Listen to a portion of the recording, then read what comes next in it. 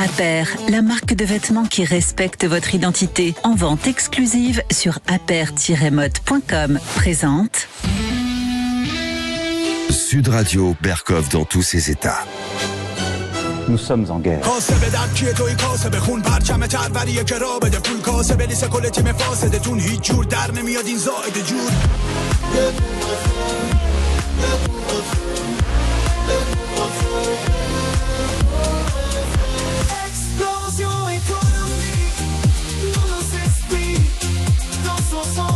Nous sommes en guerre. Et quelle guerre, et quelle guerre. La guerre des agences de notation. Oui, aujourd'hui, Fitch et Moody, eh bien, ils nous font passer l'examen de passage, vous savez, habituel. La France va-t-elle être dégradée en notation ?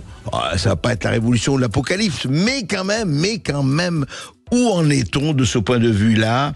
La croissance, que dit le FMI ? Où en sont les dérapages, le déficit, la dette? On va en parler évidemment avec notre Cassandre à nous, mais notre Cassandre compétente, Marc Toiti. On va prendre le temps d'en parler, et puis on va parler aussi de quelqu'un que vous connaissez aussi, comme vous connaissez Marc Toiti, qu'on reçoit toujours avec plaisir. On va parler de Robert Ménard qui, deux choses. Il a d'abord instauré un couvre-feu dans sa bonne ville de Béziers pour les moins de 13 ans. Non accompagnés, pas question qu'ils sortent la nuit, et pas question, il va nous en parler. Et vous rappelez aussi qu'il avait refusé de célébrer le mariage d'un OQTF. Je rappelle, de quelqu'un qui était sous obligation de quitter le territoire français. Or, ce n'est plus l'obligation de quitter le territoire français, on le sait depuis longtemps. C'est une invitation polie, courtoise, à quitter le territoire français si on veut. Voilà, il n'était pas d'accord, il va nous expliquer pourquoi. Et puis, nous allons parler effectivement de quelque chose d'assez terrible, un rappeur iranien condamné à mort et qui sera bientôt exécuté parce que il a fait des raps, il a fait des chansons qui ne plaisaient pas au gouvernement des mollahs. On va en parler avec Mona Jafarian, la cofondatrice de Femmes Azadi. Et puis, ce jockey professionnel, vous avez déjà entendu parler. Il est là depuis 16 ans, il est résident français, il habite depuis 16 ans, il fait tous les concours de jockey, etc. depuis 16 ans. C'est la vedette des grandes chaînes Equidia et autres. Et puis, il n'a pas de titre de séjour. Oui, absolument. Il n'a pas de titre de séjour depuis 8 ans, en fait, pas 16 ans, 8 ans. C'est intéressant. Et puis enfin, nous allons recevoir Nadir Kaya, fondateur de Banlieue 1, pour parler effectivement hors fantasme, hors cliché, en réalité, qu'est-ce que c'est aujourd'hui que la banlieue? Qu'est-ce qui se passe vraiment en sortant de cette auberge d'Espagnols, des hystéries de part et d'autre et des excuses de part et d'autre? Aper, la marque de vêtements qui respecte votre identité. En vente exclusive sur aper-mode.com. Présente Ici Sud Radio. Les Français parlent au français. Je n'aime pas la blanquette de veau. Je n'aime pas la blanquette de veau. Sud Radio, Berkov dans tous ses états. Eh bien, ce matin, j'étais sur la chaîne YouTube de Marc Toiti. Marche très bien, cette chaîne YouTube. Et j'ai entendu, effectivement, les dernières informations.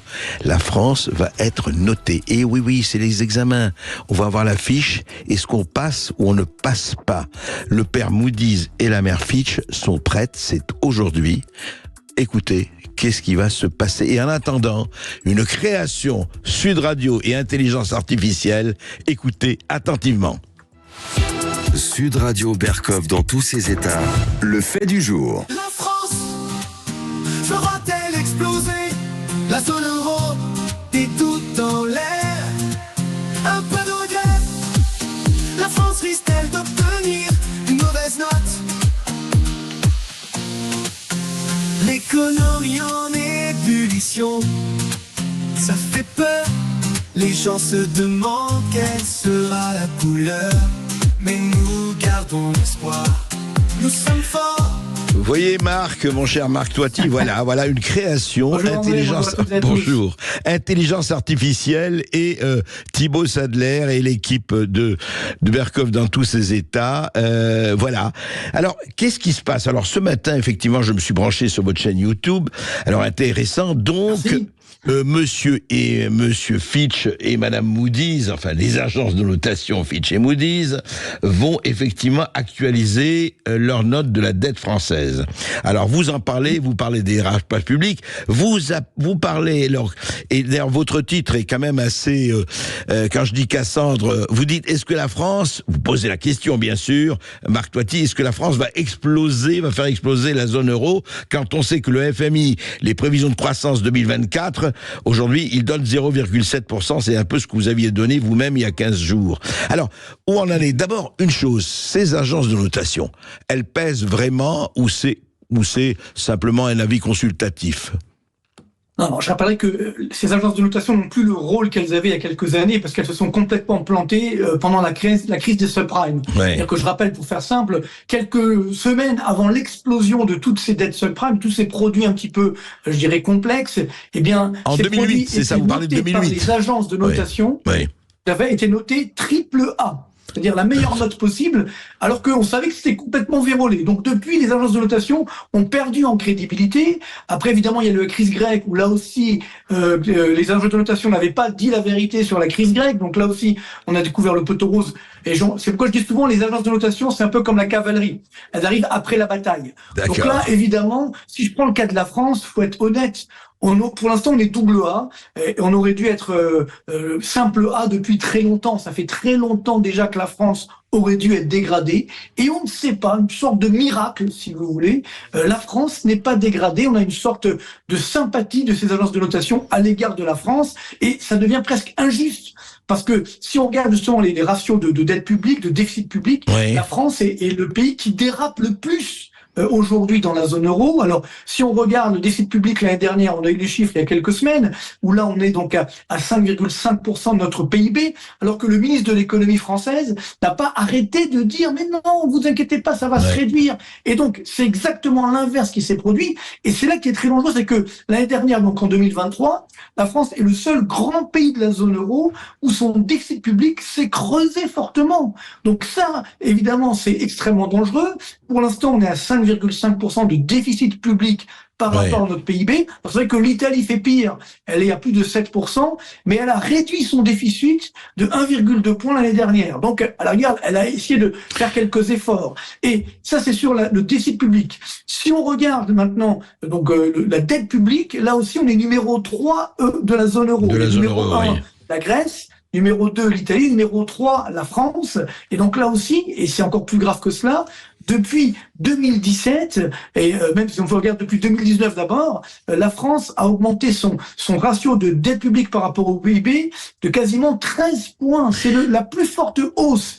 Et tenez-vous bien, j'ai regardé justement, j'ai fait les chiffres, j'ai mis les chiffres sur la chaîne YouTube, c'est que depuis 2017, parce que rappelez-vous, en 2017, on nous avait dit, vous vous souvenez, que tout allait changer, qu'on allait réformer l'économie française, qu'on allait baisser la dette. Nous avions tous les Mozart de la finance et de l'économie. Ils étaient là, ils nous disaient... etc. On passe de la nuit à la lumière. Ils ont problème d'écoute, mais je veux dire par là, c'est que la dette publique a augmenté de plus de 900 milliards d'euros en France. Depuis 2017. Il n'y a pas un pays dans la zone euro qui a fait plus que nous. 900 milliards, oui, presque 1000 milliards, oui, on l'a dit. Oui, mais juste un mot, Marc Toiti. Moi, ce qui me frappe, c'est qu'on parle de ça, ce sont des chiffres incontestables, ce sont des chiffres qui sont là, mais en même temps, vous savez, quand vous passez, c'est toujours, on dit, oui, on est très content d'avoir ces chiffres et ces analyses, et en même temps on a l'impression que écoutez, ça passe, oui, d'accord, mais aucun pays n'est... Vous savez, on est too big to fail ou to fall, c'est-à-dire on est trop gros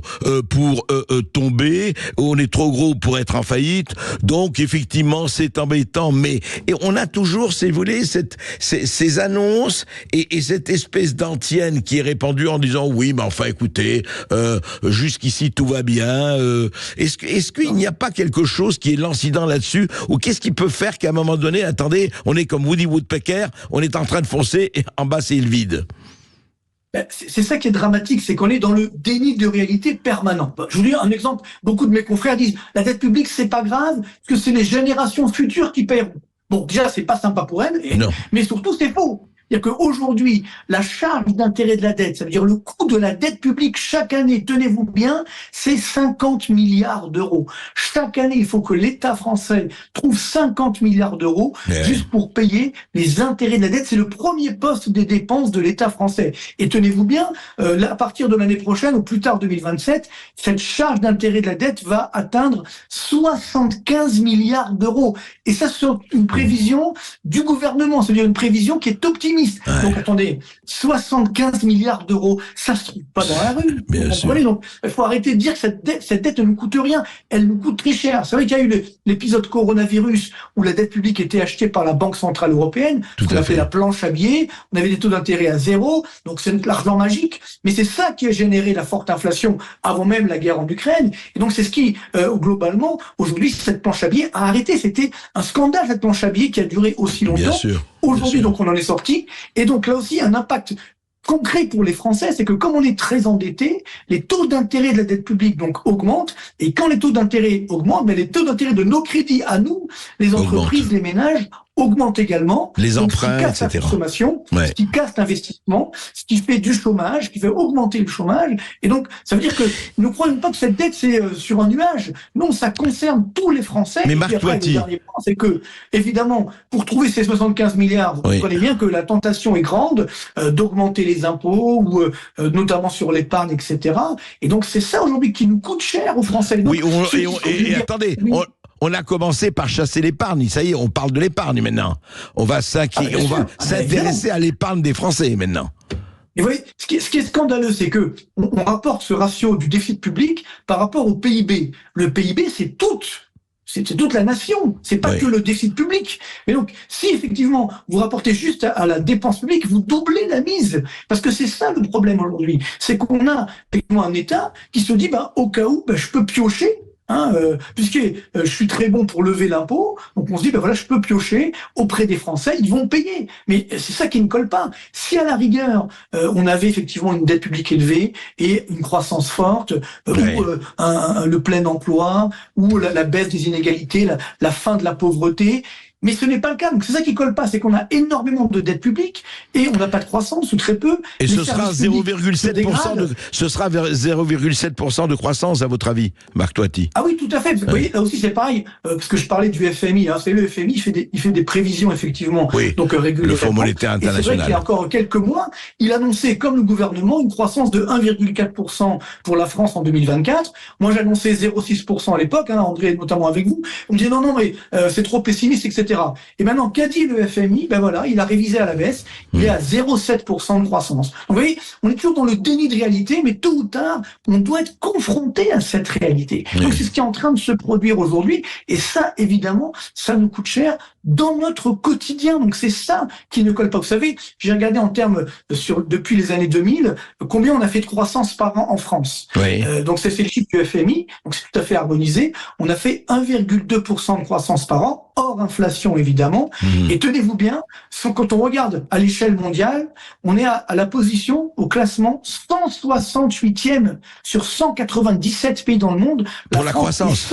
168e en termes de croissance économique. Alors qu'on arrête encore une fois de dire que cette dette publique c'est très bien. Non, parce qu'en plus, non seulement elle coûte cher, et en plus, elle ne génère pas d'activité économique. Et moi, ce qui est entre guillemets, parce qu'on me dit oui, mais on n'a pas le choix, etc. Si, il y a énormément de pays aujourd'hui qui justement réduisent leur déficit. Regardez un pays comme le Portugal, par exemple. Le Portugal, il a un excédent public. Vous vous rendez compte? Et c'est ça qui colle pas, c'est que le Portugal est noté triple B par les agences de notation, et nous, on est encore double A.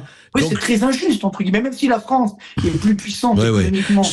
Mais comme vous l'avez dit, Marc Toiti, ce ne sont plus les agences de notation qui font effectivement, même si elles ont encore un pouvoir, mais non plus le même pouvoir, vous l'avez dit. Juste un mot, et je m'adresse, vous n'êtes pas spécialiste en psychologie, moi non plus, vous êtes économiste, vous êtes effectivement analyste, mais quand même, ce déni de réalité, quand même, ce que vous dites, vous donnez des chiffres corroborés par le FMI, corroborés par tout le monde, enfin, c'est assez clair.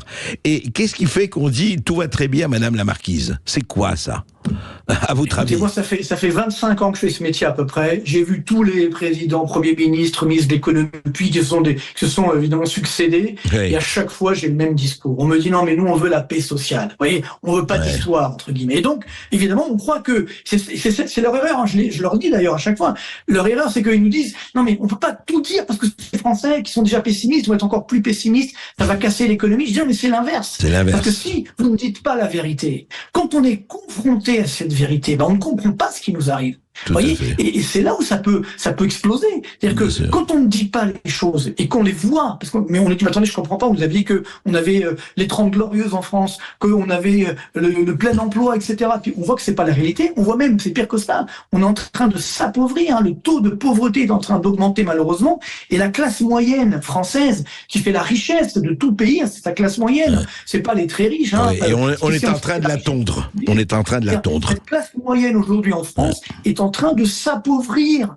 Et ça, moi, je vais régulièrement en province faire des conférences et je me dis, mais c'est pas possible. Ils n'ont pas des retours, nos dirigeants. Ils ne le croient pas. On voit bien que c'est en train de s'émousser, que c'est en train de devenir extrêmement dangereux. C'est explosif. Donc c'est pourquoi tout à l'heure je disais que dans cette chronique YouTube que la France peut faire exploser la zone euro parce que dans tous les pays européens, eux, ils ont fait des efforts. Et donc, quand ils voient ce qui se passe en France, attendez, ça colle pas. Nous, on a respecté des règles, on a fait des efforts, on a réduit nos déficits publics, et vous l'augmentez, et en plus, vous nous donnez des leçons.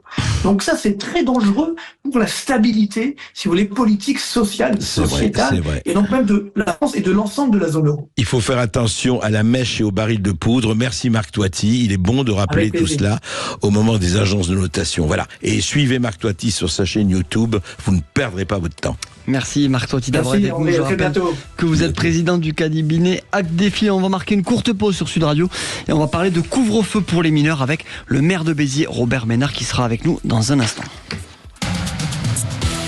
Sud Radio Berkov dans tous ses états, midi 14h. André Berkov. Ici Sud Radio. Les Français parlent au français. Les carottes sont cuites. Les carottes sont cuites. Sud Radio Berkov dans tous ses états. Avant-hier, nous avions reçu dans cette émission quelqu'un qui disait « Qui veut la peau des maires ?» en expliquant que les maires avaient de moins en moins de pouvoir et que c'était vraiment une chronique d'un effondrement annoncé.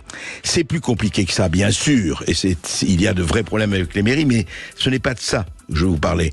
Je vous parlais que quand le maire veut faire des choses, il y a encore des domaines où il a le pouvoir. On va en parler tout de suite avec Robert Ménard, le maire de Béziers. Sud Radio André Berkov. Berkov dans tous ses états, ça balance pas mal sur Sud Radio. Et donc la décision que nous avons prise, c'est en effet un couvre-feu.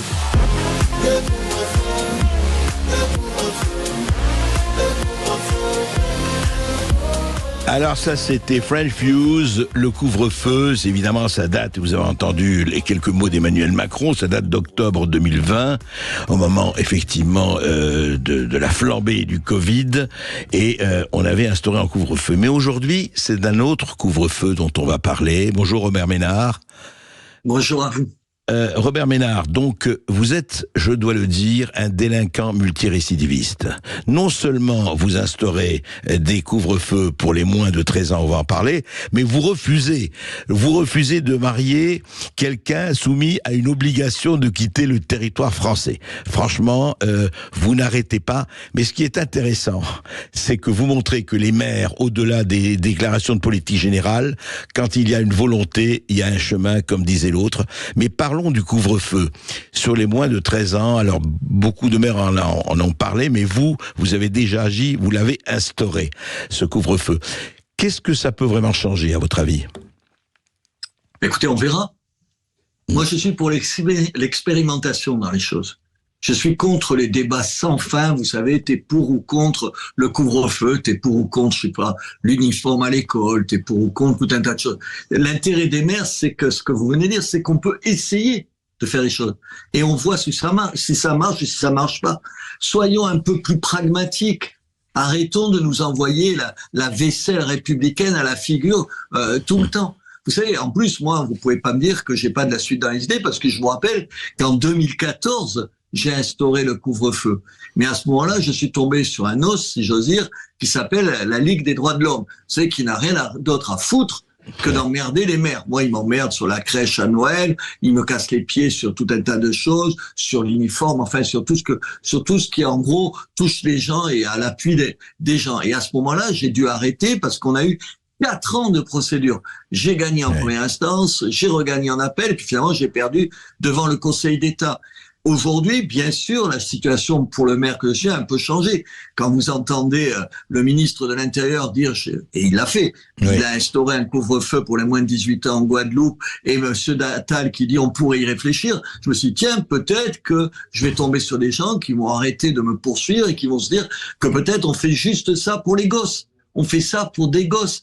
Quand vous avez moins de 13 ans, André, moins de 13 ans, et que vous êtes tout seul à 2h du matin dans une rue, vous pouvez représenter un danger pour d'autres quand vous êtes dans des bandes, mais quand vous êtes tout seul, c'est protéger ce gosse que de le ramener au commissariat et d'obliger les parents à venir le chercher. Oui. Vous imaginez, moi j'ai des enfants, vous imaginez, c'est des bébés à 8 ans. À 10 ans. Et moi, je les vois tout seuls. Mais alors, Robert Ménard, justement, pourquoi 13 ans? Je vous demandais pas seulement, d'ailleurs, c'est une question que je pose à tous les mêmes, mais en l'occurrence à vous, parce que vous avez au moins pris des décisions et faites. Mais juste, publié début 2024 par le ministère de l'Intérieur, première photographie de la délinquance de la sécurité, les moins de 13 ans représentent, d'après le ministère de l'Intérieur, 2% des mises en cause dans les atteintes aux personnes, contre 36% pour les 30 à 44 ans. Alors, je ne dis pas qu'il faut mettre les 30 à 44 ans en couvre-feu. Et 1%, les moins de 13 ans, des mises en cause pour vol violent, contre 44% de 8 à 29 ans. Alors, je ne veux pas pousser à la roue, Robert Ménard, mais est-ce que c'est à 13 ans, ou est-ce que ce n'est pas, parce qu'on voit, on entend les chiffres, est-ce que ce n'est pas plutôt 14, 15 et 16 ans, où il y a vraiment une espèce de surcroît, en tout cas, de violence? Attendez, d'abord, oui, on peut en discuter, évidemment. C'est pour ça qu'il faut expérimenter, pour savoir ce qui est bien ou pas bien. Pourquoi 13 ans? Parce qu'en dessous de 13 ans, il y a une irresponsabilité pénale. Ça veut dire qu'aujourd'hui, c'est pour ça qu'ils apparaissent pas aussi dans les statistiques. Faites attention à ces chiffres. Aujourd'hui, mais écoutez, personne ne va, quand tu vois un gamin de moins de 13 ans, tu laisses courir souvent. Pourquoi? Parce que tu sais pertinemment qu'il n'ira pas en prison, c'est interdit en France. Attendez, je dis pas qu'il faut mettre des gamins de moins de 13 ans en prison. D'abord, il faut se poser de temps en temps quand même la question, parce que les gamins de moins de 13 ans, il y a 30 ans et aujourd'hui, c'est peut-être pas tout à fait les mêmes gamins, si je peux me permettre. Et oui, c'est pour ça qu'on a choisi les moins de 13 ans. C'est parce qu'ils sont irresponsables pénalement. Or, ils sont un problème de temps en temps, et puis ils peuvent être les victimes d'un certain nombre de gens. Voilà pourquoi, mais moi je suis tout prêt à en discuter. Peut-être que je me trompe, peut-être qu'il vaut mieux le faire à partir de 15 ans ou 16 ans. On le disait il y a 2 minutes, Monsieur Darmanin en Guadeloupe, il a décidé à moins de 18 ans. On peut discuter de ça, mais essayons, voyons et prenons dans un certain nombre de cas à moins de 13 ans, et puis après on en tirera des conséquences. Mais moi, attendez, en plus, quand on m'a cassé le premier arrêté, donc je vous disais il y a 10 ans maintenant, un des arguments c'était de dire oh mais attendez, vous avez pas de chiffres qui attestent, en gros vous avez compris du danger que représentent les mineurs de moins de 13 ans. Enfin, attendez, il y a juste 2 ou 3 petites choses qui ont changé depuis, si je peux me permettre de préciser. J'ai discuté, vous savez, lundi soir, le premier jour du couvre-feu, j'étais avec un journaliste dans une voiture de la police municipale, et je parlais aux policiers, et il me disait, mais vous savez, monsieur le maire, il y a toujours eu des gamins dangereux et tout ça, mais il me dit, écoutez, il y a 10 ans, c'était à coups de poing. Maintenant, ça finit à coups de couteau. Et oui, c'est ça le problème. Et effectivement, et d'ailleurs, ça pose le problème, et ça, de la justice des mineurs. Qu'est-ce que c'est qu'être mineur aujourd'hui par rapport à la violence? C'est un vrai problème. Mais vous avez raison, en tout cas, ce que vous dites, en tout cas, Robert Ménard, commençons, voyons ce que ça donne, et puis on va plus loin. Mais voilà, et attendez, j'ai pas la naïveté de penser que le couvre-feu pour les mineurs, il va régler tous les problèmes. Je ne le pense pas. Enfin, ni vous, ni moi. On n'est pas assez stupide pour ça, ou assez naïf. Moi, je pense qu'il y a plein de choses qu'on peut faire. Parmi ces choses, il y a le couvre-feu. Encore une fois, essayons. En 2019, alors que je venais de perdre et d'être condamné, soit dit en passant, à 5 000 € à remettre à la Ligue des droits de l'homme. Je l'ai en travers de la gorge encore, si je peux permettre de dire ça. En 2019, il y a des gamins dans le quartier de la Devèze, qui est un quartier difficile, comme on dit pudiquement. Vous savez, quartier difficile. Oui, on appelle ça quartier difficile. Problématique. Dans ce quartier, il y a une école qui est partie en fumée. Parmi les gens qui ont mis le feu, il y avait des mineurs. Et il y avait même André Berkoff, d'anciens élèves de la même école. Quand, l'an dernier, il y a eu les émeutes, on s'en souvient tous, émeutes, comme maire, j'ai l'avantage de pouvoir visionner les images de vidéosurveillance. Vous savez qu'ils sont pas accès au public, qui n'ont pas d'accès au public, mais elles sont faites par la ville, puisque c'est des caméras qui sont destinées à la ville. J'ai regardé, j'aurais aimé que des journalistes comme vous soient avec moi. Vous auriez vu l'âge des gamins, vous auriez vu. Vous savez, vous vous trompez pas sur un gamin qui a 18 ans et un qui a 12 ans, vous n'avez pas d'hésitation. Bien sûr. Et et c'est tout ça. Mais ça vous inquiète pas. Je trouve ça terrifiant. Et qu'il y ait des gens qui me cherchent des noises là-dessus, qui me les ont cherchées. Et tout ça. Mais enfin, c'est pas des mesures, André Berkoff, c'est pas des mesures de gauche, d'extrême gauche, de droite, d'extrême droite. C'est des mesures de bon sens. Un gosse, moins de 13 ans, il n'a pas à être tout seul à 2h du matin dans une ville, ni à Béziers, ni ailleurs. Sa place, c'est à la maison. Mais Robert Ménard, vous avez raison, et parlons du bon sens, en tout cas, c'est pas ça. Arrêtons, le réel n'est pas de gauche ou de droite. Le réel, c'est le réel. Et il y a des faits, et les faits, et ce qui est extraordinaire, on est dans un pays aujourd'hui où, pour certains, la réalité n'existe pas, c'est leur perception de la réalité qui existe, ce qui est un peu triste. Mais autre chose, Robert Ménard, je voudrais aborder, vous avez été convoqué là par la police, parce que vous avez refusé, on en avait parlé à l'époque d'ailleurs en juillet dernier, il y avait un mariage et en tant que maire vous deviez célébrer le mariage et il y avait une personne frappée d'OQTF, d'obligation de quitter le territoire français. Vous avez refusé de le faire, vous vous étiez expliqué à l'époque. Mais pourquoi la police vous convoque là ? Qu'est-ce que ça veut dire ? Pourquoi ? Parce que figurez-vous que je serai condamné. Ah bon ? Bien sûr. Mais pourquoi ? Bien sûr. André, mais condamné à quoi ? Condamné pourquoi ? Pour quel prétexte ? Je vais être condamné parce que il y a un article de la Convention européenne des droits de l'homme que la France a ratifié qui défend la vie privée. Et parmi la vie privée, il y a le droit de se marier. Et on me dit, mais regardez, on marie bien des gens qui sont en prison. Enfin, ça n'a rien à voir. Les gens qui sont en prison, moi je suis pas si vous avez envie de vous marier avec un prisonnier ou une prisonnière, c'est votre affaire. Mais on sait où il est et c'est légal. Je veux dire, le type est en prison parce que l'État a décidé de le mettre en prison. Moi, je vais être poursuivi. Et vous savez ce que je risque ? Je risque 70 000 € d'amende, 5 ans de prison et d'être destitué de mon mandat de maire.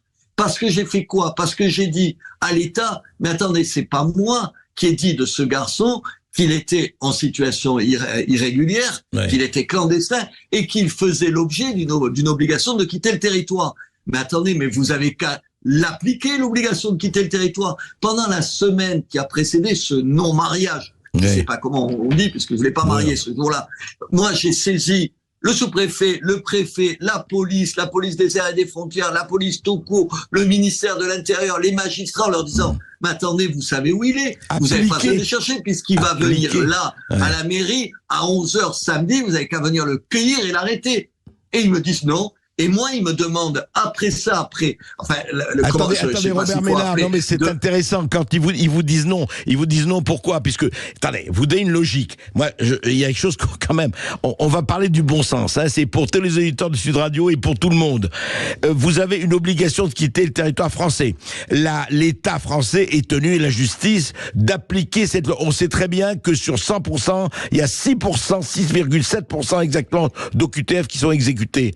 Mais ils vous disent non, et quand ils vous disent non, pourquoi ils vous disent non ? Ils vous disent non, on ne peut pas le faire ? Non, ils vous disent pas ça. Ils vous disent, on a d'autres chats à fouetter, il y a des choses plus importantes et tout. Mais moi, j'ai dit, attendez, vous allez pas quand même m'obliger à signer, pardon, je suis maire, quand je signe un papier, c'est un papier officiel. Je vais signer un papier officiel et remettre comme ça, à la mairie, dans la salle de mariage, ce papier à un monsieur qui devrait ne pas être là, qui devrait être expulsé, c'est-à-dire qui devrait être arrêté, conduit à la frontière et foutu dehors. Et moi, vous me demandez de faire ça, mais vous vous foutez du monde. C'était tellement vrai, André Berkoff, que 3 jours plus tard, devant le tollé que ça a été cette histoire, ils ont arrêté Hugues Moutou, qui était le préfet de l'époque et qui est un super préfet courageux et tout, il a remué ciel et terre. Lui, pas tout le monde. Lui, il a arrêté, il l'a amené dans un centre de rétention administrative et ils l'ont expulsé. Ça veut dire que c'était faisable. C'était d'autant plus faisable. Vous savez comment je l'ai su, moi, cette histoire? Parce que vous savez qu'on vous pose des questions quand vous vous mariez. Et c'est le monsieur en question qui a dit, 1, je suis en situation irrégulière. 2, j'ai eu des problèmes avec la police, ça c'est sûr, il avait des problèmes de vol et de violence. Et il a dit, on a pris mes papiers, donc les papiers sont à la préfecture, et je suis l'objet d'une OQTF. C'est-à-dire, vous avez compris, c'est pas moi qui ai arraché des aveux, c'est lui-même qui a dit ça. C'est-à-dire qu'on avait tous les éléments. On savait même où était le passeport, puisque le passeport avait été confisqué. Donc on n'avait même pas l'argument de pas avoir les passeports. Des fois, on n'expulse pas des gens parce qu'on dit, ah mais est-ce que vous êtes sûr que c'est bien lui? Vous savez, comme les mecs, ils ont foutu leur papier. Mais quel portrait, Robert Ménard, quel portrait de la France d'aujourd'hui cela donne, cet épisode. Il est quand même assez hallucinant du point de vue symbolique et pratique. Mais alors, en plus, c'est vous qui allez être peut-être condamné, c'est ça? Mais absolument. Mais attendez, j'ai pas été entendu comme témoin. Comme je ne conteste pas, je le redis, ils se serviront de ce que vous m'avez dit là, parce qu'ils écoutent, parce que je réponds et tout. Bien sûr, je suis poursuivi parce que j'ai reconnu les faits. Je vais pas les nier. Et j'ai même dit, enfin, vous feriez la même chose à ma place, André. Moi, j'ai dit 10 fois et je vous le redis. Donc, ça va encore charger mon cas parce que tout ça est retenu contre moi demain. Je dis, mais attendez, si c'était à recommencer, je le referai. André Berkoff, je le referai exactement. Parce que qu'est-ce qu'on m'a dit? On m'a dit à l'époque, écoutez, monsieur le maire, on comprend, on peut comprendre et tout ça. Évidemment, bien sûr que tout le monde comprend qu'il y a un problème. Je me dis, mais vous avez qu'à demander à un de vos adjoints de faire le mariage, comme ça, vous sauvez la face. Vous le faites pas, vous et quelqu'un d'autre le fait. Mais si vous foutez du monde, vous croyez pas que ce que je veux pas faire, je vais demander à... Pas de vague, Robert Ménard, pas de vague. Il faut garder la paix sociale, pas de vague, pas de vague. C'est quand même tout à fait exemplaire que aujourd'hui un pays démocratique, un pays souverain en principe comme la France ne soit pas capable de appliquer les lois qu'il s'est faites. L'obligation de quitter le territoire français avec quelqu'un d'illégal ou un délinquant, etc., n'est pas appliquée. Et donc, qui il faut accuser? Évidemment le maire, évidemment, parce que vous n'avez pas voulu faire quelque chose qui est illégal, parce que vraiment, qui est illégal, qui éthiquement et qui de point de vue principe est totalement hors sol et hors bon sens. Eh bien, vous allez se peler ce galeux d'où nous vient tout le mal. C'est le lion et l'âne de La Fontaine, quoi. C'est hallucinant. Robert Ménard, merci. Écoutez, on va suivre ça, vous nous tiendrez au courant, mais c'est vraiment intéressant, ça en dit long sur la manière dont cette douce France est administrée aujourd'hui. Merci de m'avoir invité, André. Merci Robert Ménard d'avoir été avec nous. Je rappelle que vous êtes le maire de Béziers. On marque une courte pause sur Sud Radio et on va repartir avec les perles, les huées et les bravos d'André Berkoff. À tout de suite. Sud Radio Berkoff dans tous ses états. Appelez maintenant pour réagir 0826 300 300. Sud Radio Berkoff dans tous ses états.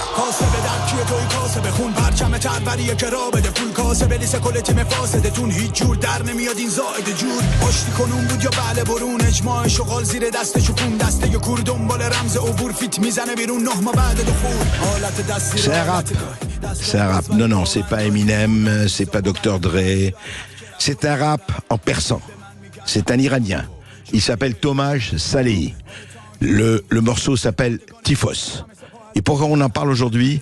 Parce que Tomaj Salehi a été condamné à mort et va être exécuté bientôt s'il n'y a pas un mouvement de réaction et de protestation internationale, il faut le dire, par le régime des mollahs. Voilà. Tomaj Salehi qui écrit un peu contre la dictature des mollahs, la dictature des ayatollahs.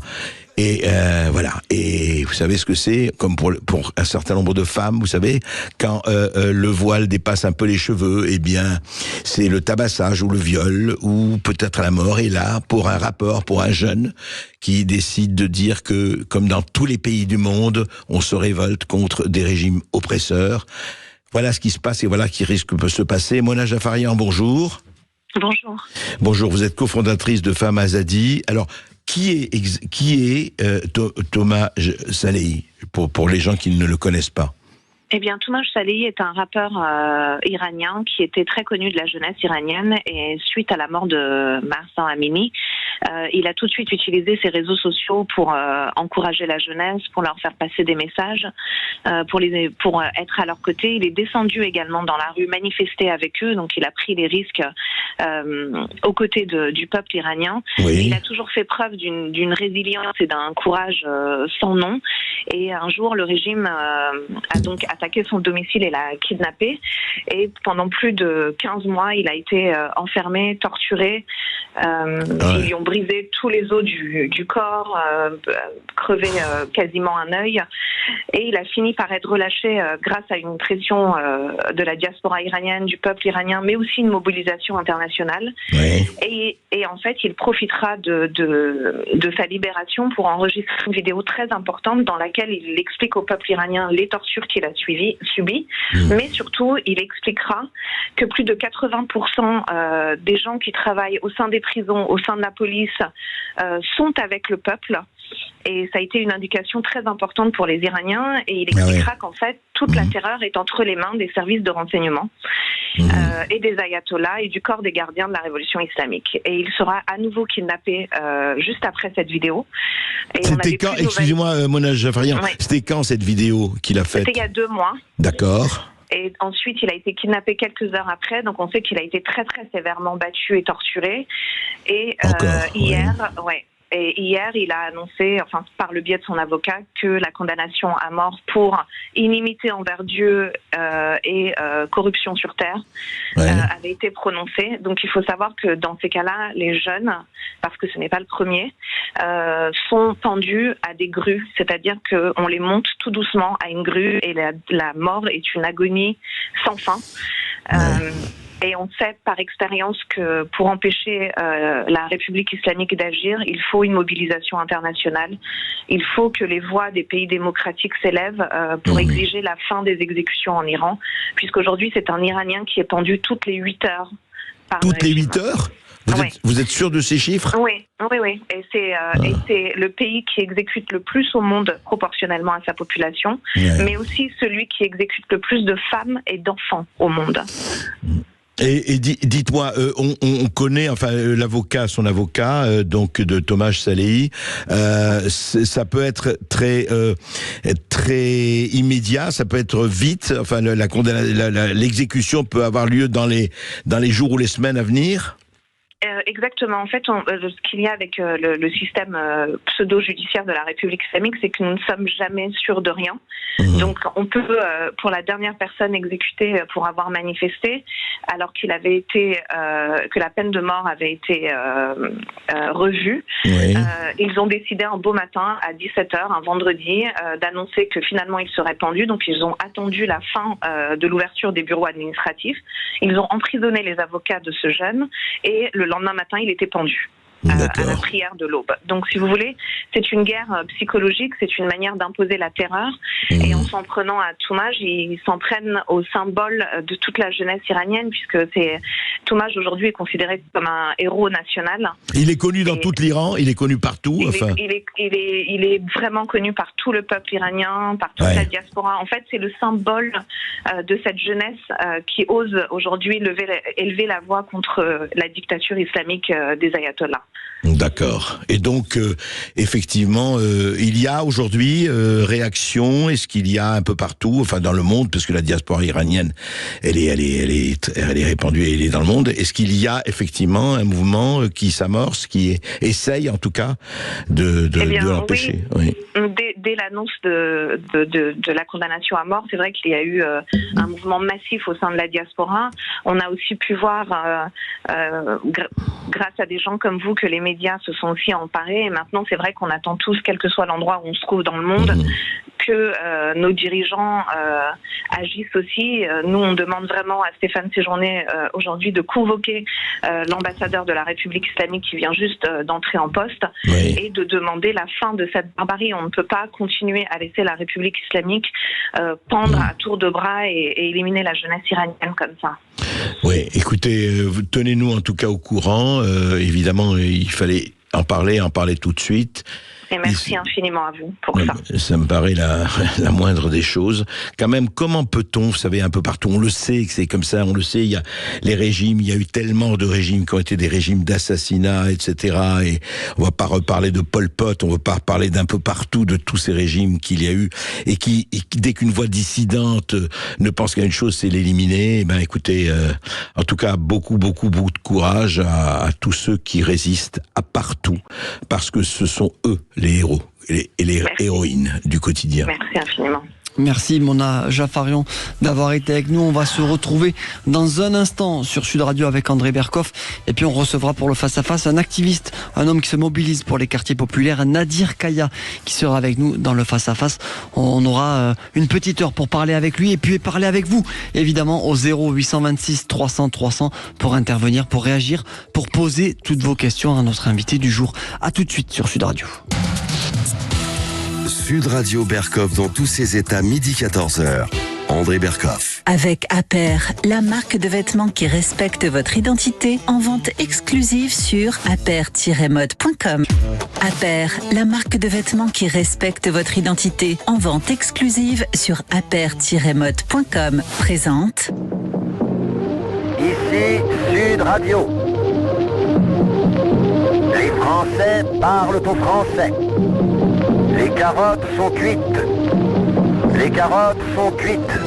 Sud Radio Berkoff dans tous ses états. J'ai gagné votre course et je n'ai toujours pas de titre de séjour. De qui s'agit-il ? De quel prix s'agit-il ? Cette phrase a été prononcée par le jockey James Révélé à destination d'Emmanuel Macron après la victoire du jockey dans le prix du président de la République.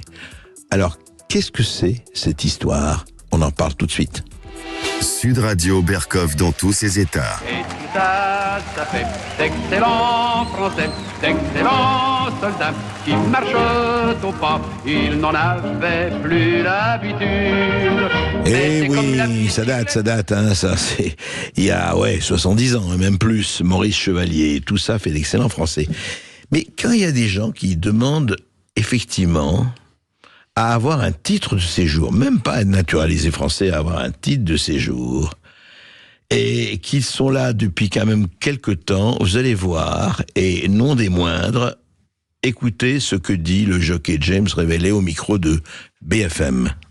Ça fait combien de temps que vous êtes en France, James, maintenant ? Je suis domicilié en France depuis 2016, juillet 2016 exactement. Avant, j'avais pas ce problème, mais en fait, le problème avec le Brexit. Depuis le Brexit, je me suis pris un peu tardivement. Mais bon, ça fait quelques années que ça existe maintenant. J'ai fait plusieurs essais. J'ai envoyé des courriers, des mails. J'ai mis exactement les documents qu'il fallait sans avoir de retour de réponse. Vous n'avez jamais de réponse ? Jamais eu de réponse. J'ai eu une réponse par mail 2 fois qui a été refusée. Je ne sais pas pourquoi. Ils m'ont pas dit qu'est-ce qui manquait, etc. Donc j'ai refait la demande. Vraiment à faire beaucoup attention à ce que je mettais dans le dossier. Oui. Sans aucune réponse. La dernière demande que j'ai faite, c'était en mois de décembre pour l'année dernière, 2023. Et on est en mois d'avril 2024 et j'ai toujours pas de retour. J'ai relancé ce matin. James, vous vivez en France ? Oui. Vous êtes résident fiscal en France ? Oui. Je paye tous mes impôts en France depuis 2016. Voilà. C'est intéressant, hein, c'est significatif, c'est une anecdotique, non pas vraiment. Parce que il paye tous ses impôts, James Révélé, mais il dit ceci: je ne peux pas avoir de carte vitale, par exemple, je suis un peu bloqué médicalement parlant, je fais un métier à risque. Et oui, jockey, c'est pas évident. L'année dernière, j'ai été accidenté pas mal de fois. Heureusement que tout est passé avec la MSA, Sécurité Sociale Agricole, mais ça peut facilement ne pas passer et je pourrais ne plus être couvert. Voilà, il racontait ça à la chaîne Equidia. Ça veut dire que c'est intéressant. C'est quoi? C'est le Brexit? Est-ce qu'on se venge du Brexit ou pas? En tout cas, il a rendez-vous aujourd'hui et demain avec les autorités. J'espère que James Révélé n'aura pas besoin de révélation pour avoir son titre de séjour au moins, non? 12 France, cher pays de notre enfance. Sud Radio Berkov dans tous ses états. Le face-à-face. 13h06 sur Sud Radio, nous sommes ensemble jusqu'à 14h. On a le plaisir aujourd'hui de recevoir pour ce face-à-face Nadir Kaya, président de l'association Banlieue Plus. Bonjour à vous, Nadir Kaya. Banlieue Plus, c'est nos quartiers. C'est le quartier qui s'appelle Banlieue Plus. Non, l'association s'appelle Banlieue Plus et nos quartiers. Ah, et nos quartiers. Ah voilà. Oui, j'ai pas entendu parce que j'ai entendu c'est le quartier, je me dis c'est pas un quartier. Alors, Nadir Kaya, écoutez, ça fait longtemps qu'on se connaît, ça fait longtemps qu'on se parle et je voudrais vraiment faire quelque chose. On va pas en une heure retracer tout le problème des banlieues. Il faudrait 10 heures et plus que ça et des années peut-être, mais c'est intéressant de voir parce que les banlieues, c'est l'auberge espagnole du fantasme, d'un côté comme de l'autre. Hein. C'est-à-dire d'un côté, on dit ah là là, les banlieues, la violence, tout ça, etc. Il y a plus, avec des gens qui profitent. On a donné 100 milliards, pourquoi? Pour rien, pour qu'il y ait des émeutes à la Naël et compagnie, etc. Et puis d'autres qui disent attendez, c'est beaucoup plus compliqué que ça, les banlieues. Il n'y a pas une chosification, et c'est vrai que les généralisations sont toujours, à mon avis, toujours un peu imbéciles, si je peux me permettre. Il y a des gens qui travaillent, il y a des gens qui font. On ne peut pas étiqueter d'une même façon tout le monde. Mais je voudrais rappeler quelque chose de Nadir Kaya avant de vous donner évidemment la parole. Il y a incontestablement, et ça c'est les statistas, les fractures sociales, et ils existent. Par exemple, ils ont regardé un indicateur socio-économique entre les quartiers prioritaires et l'ensemble de la France. C'est intéressant de parler de ça parce que ça on en parle assez peu. Quelle est la part d'ouvriers entre quartiers prioritaire et ensemble de la France. Dans l'ensemble de la France, la population ouvrier, 14,5%. Dans les quartiers prioritaires, 33,5%. Donc population ouvrière très importante. Taux de chômage, 7,3% dans l'ensemble de la France, 18,1% dans les quartiers prioritaires, ce qu'on appelle les quartiers prioritaires, on en parlera avec Nadir Kaya. Je continue quand même. Part des 16-25 ans non scolarisés et sans emploi, 12,9% dans l'ensemble de la France, 25,2% dans les quartiers prioritaires. Le revenu médian, ensemble de la France, c'est 1822 € par mois. Dans les quartiers prioritaires, 1168 € par mois. Taux de pauvreté, 15,5% dans les quartiers, dans l'ensemble de la France, y compris évidemment les quartiers. Mais dans les quartiers, simplement, 43,3% de taux de pauvreté. Ménage vivant dans un logement surpeuplé, en France, dans l'ensemble de la France, 8,7%. Dans les quartiers, 22,0%. C'est vrai que là, déjà, Nadir Kaya, quand même, on trace un tableau qui est quand même très parlant. Alors, on ne va pas dire la faute à qui, la faute à quoi, mais ça veut dire qu'il y a une véritable fracture sociale, un véritable, je dirais, un mur ici, non ? Alors déjà, merci pour l'invitation, parce que, comme vous le savez, ça va faire presque 10 ans que je me bats avec certaines personnes issues des quartiers populaires pour qu'on ait accès, nous aussi, aux médias, qu'on puisse aussi commenter l'actualité. C'est très compliqué en 2024, c'est pour ça que je vous remercie, et je le fais à chaque fois que je peux avoir l'occasion d'être invité. C'est un vrai combat. Par rapport à ce que vous venez de dire concernant ces chiffres, c'est parlant pour les gens qui sont intéressés par rapport aux chiffres. Ça leur donne une image, un instant T de la réalité de cette France qui est fracturée. C'est une réalité. Par rapport à vos chiffres, c'est une réalité. Moi, j'ai la même réalité, mais de façon humaine. C'est-à-dire, j'ai pas besoin de chiffres, moi, pour savoir qu'il y a des inégalités et des choses qui ne vont pas en France. Et les banlieues, moi, j'aime à le rappeler, la banlieue ou les banlieues, ça reste la France. Qu'on le veuille ou non. Donc, s'il y a des problématiques qui se résument à vos chiffres que vous venez de rappeler, ça veut dire qu'il y a des choses qui ne fonctionnent pas en France ou qui continuent à mal fonctionner. Donc à un moment donné, les chiffres, c'est bien pour les statisticiens, les gens qui vivent de ça, mais pour moi qui est attaché notamment sur la partie humaine des choses, j'aimerais qu'on prenne acte de ça et qu'on essaye rapidement, même si j'y crois pas trop, d'inverser les choses, parce que j'ai un certain âge, ça fait plus de 40 ans qu'on sait qu'il y a des inégalités en France, et notamment par rapport au quartier, mais aujourd'hui, comme on est dans l'émotion et qu'il y a un discours de droite, d'extrême droite, qui est prioritaire en politique et dans les médias, ça n'intéresse pas les gens. Parce qu'on va nous dire encore, vraiment, vous faites de la victimisation, vous vous plaignez. Ouais. Non mais est-ce qu'il n'y a pas... Attendez, Nadir, parce qu'on va parler au fond, parce que sinon on va revenir sur les mêmes clichés.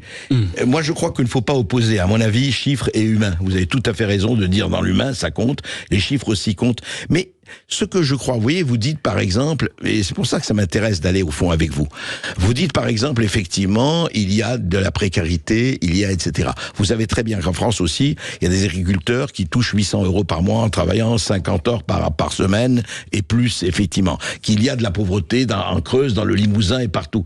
Donc, il faut pas, je crois que, franchement, pour aller plus loin, il faut pas opposer telle banlieue ou telle banlieue. Je crois qu'il faut, je crois que c'est votre cas. Alors, je le fais pas. Je n'oppose pas les uns et les autres. Je suis conscient, parce que je connais quand même un petit peu le monde rural pour partir souvent en vacances dans ces secteurs-là de la France. Et je sais très bien qu'ils ont des difficultés qui peuvent être les mêmes, voire pires sur certaines situations. Et on le sait très bien à travers le suicide des agriculteurs. On a vu la crise des agriculteurs dernièrement. En tant que Français, connaissant un petit peu la situation, suivant l'actualité aussi, c'est des réalités. Moi, je n'oppose pas les campagnes et les banlieues, bien au contraire. Par contre, il y a une petite différence qu'il ne faut pas négliger. C'est-à-dire que malgré leurs difficultés dans les campagnes et dans les territoires, ces Français-là, ces femmes et ces hommes ne sont pas discriminés par rapport à leur couleur de peau, par rapport à une appartenance religieuse. C'est la seule distinction qu'on a entre les banlieues et les campagnes. Autrement, la difficulté de vivre dignement est parfois la même, et parfois même encore plus dans les campagnes qu'en banlieue. Parce que le service public est quand même plus présent dans certains quartiers, dans certaines villes populaires, parce que c'est l'urbanisme qui veut ça. Oui, et puis alors que vous avez des désertifications dans la campagne qui sont difficiles à vivre et qui aussi démontrent que sur certains aspects, vivre en campagne, c'est très difficile. Alors on va en parler après cette petite pause, Nadir, et on va parler justement des discriminations que vous venez d'évoquer, et on va parler de tout ça dans le fond. Ici Sud Radio. Les Français parlent au français. Je n'aime pas la blanquette de veau. Je n'aime pas la blanquette de veau. Sud Radio Berkov dans tous ses états. Alors, nous avons parlé des chiffres, nous n'allons pas rester sur les chiffres avec donc Nadir Kaya, qui est fondateur de Banlieue Plus, avec nos quartiers. Voilà, c'est une association comme il en existe de nombreuses en banlieue et en France. Association ça, 1900, voilà. Vous savez que la France, c'est le pays des associations en Europe. Donc le tissu associatif. Le tissu associatif en France est extraordinaire. Et globalement, la plupart des politiciens s'appuient sur ce tissu associatif pour vivre. Ah oui, c'est-à-dire, expliquez.